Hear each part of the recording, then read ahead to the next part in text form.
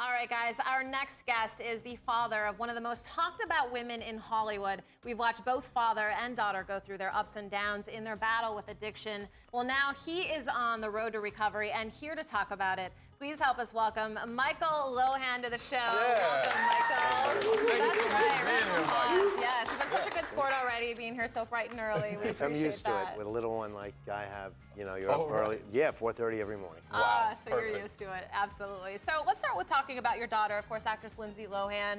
You know, such a bright, talented girl. We've kind of watched her grow up in Hollywood before our eyes. We've also watched a little bit of her downfall. What do you think happened? Do you think it was because she grew up in Hollywood so young? What do you think as a parent's point of view? Well, you know, it's a little here and a little there. I mean, it depends upon, for her, it was the people she was around. It's, you know, being caught up in that environment where people go out all the time and they socialize and party and they have all the events to go to. You get involved with the wrong crowd and before you know it, you know, unless you're, Lindsay moved out to LA at such an early age. She was really unsupervised, so she didn't have her family there to really watch over things. Right. How old was she when she moved out to Hollywood? 18. She was 18, yeah. That's... Against my better judgment and what I really wanted, but it's what happened. But she seems to be doing much better now. How is she doing?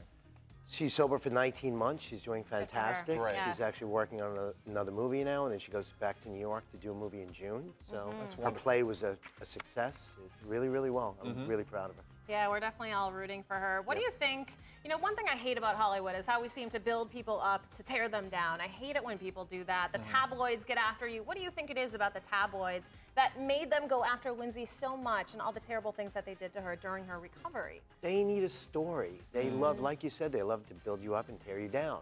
But then again, once you're down, they want to build you up again. They love to see an underdog. That roller coaster, yep. Yeah, but it's all about headlines, and it's all about, I mean, look at the movie by Don Henley, Dirty Laundry. Yeah.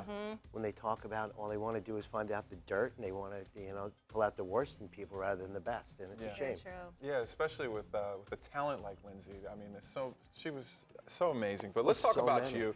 You talked about being addicted and relapsing several times. How do you think you fall into that cycle? Well, I relapsed twice. I relapsed in 1998, 2005, and it was kind of dramatic both times. In 98, I wound up going to federal prison because I had a contempt charge stemming from Wall Street. And in 2005, I actually died in a car accident, and they had to resuscitate me. Wow. I was clean for 7.5 years. I found out something horrible happened. Actually, Lindsay was on a movie set, and something horrible happened. And I had 3 Irish coffees, got my car, and I was on a mission to get down there. And I hit a telephone pole doing 80 miles an hour.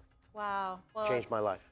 I mean, it's changed our lives to hear your story, and thank you for being willing to talk about that with us. Now, what do you think, as someone going through addiction, so many of us know someone or have been there ourselves with addiction.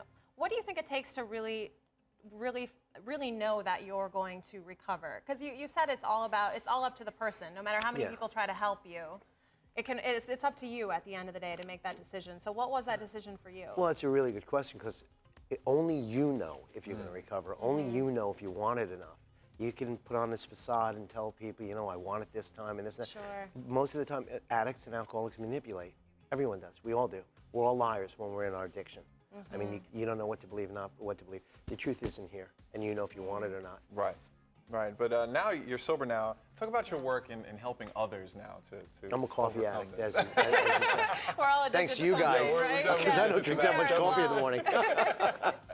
I'm sorry. So tell us what you're doing now to help others. I know you're giving back in such a big You're way. very passionate about this. Yeah, I've been working in the field for about 9.5 years now. I started doing interventions, but I'm a partner in Insight to Recovery with a gentleman named Harvey Brown, who is, it's in Boynton Beach, Florida. They have a great program. He's, Harvey's 33 years sober. Great. Fantastic. It's just a really exemplary program that really gives people the treatment they need, one-on-one therapy, EMDR, I mean, a really great holistic program. It's about the mind, the body, and the spirit, but not in a very, you know, cliche way. It's really about the mind, the body, and the spirit. There's so much damage done to you when you're using. You really have to heal yourself in a lot of ways. Because you've been on really both sides of the spectrum as a parent of someone addicted and being addicted yourself, what is the biggest advice you have for parents dealing with a loved one or their own child who's going through this terrible journey? I guess I didn't give the best advice at times, did I? I guess the best advice is really don't tell your kids what you can't tell your kids what to do, because they'll do the opposite. You have to try to advise them, but the best thing to do is really seek the help of a professional. Go to an interventionist, get people around them, a loving third party that's supportive, that is sober. I mean, call us at Insight to Recovery. We help. And if we're not the right place for you, we'll find a place for you. But they can call us, call me. I pick up the phones, and we'll do the right thing by you. And where can people who are addicted, find out more information about recovering? Oh, God, I mean, all over the internet. But Yeah. they can look on our website. It's insighttorecovery.com, or call us. Can I give the number out? Yeah, Yeah, please do. absolutely. Please do. 561-894-8693. But I mean, get involved. There's a lot of seminars around. I mean, all the colleges in the country have different speaking engagements and seminars. There's such an addiction problem in college. Yeah. I mean, Yeah, it's 7 out of 10 huge. kids are on Adderall. Wow. Focus medication. Yeah. You have to want to recover, though, right? Agreed. You really, really have to want Yeah. to, unless you want to. I mean, that's between you and God. Unless you have God in this whole equation, it's not going to work.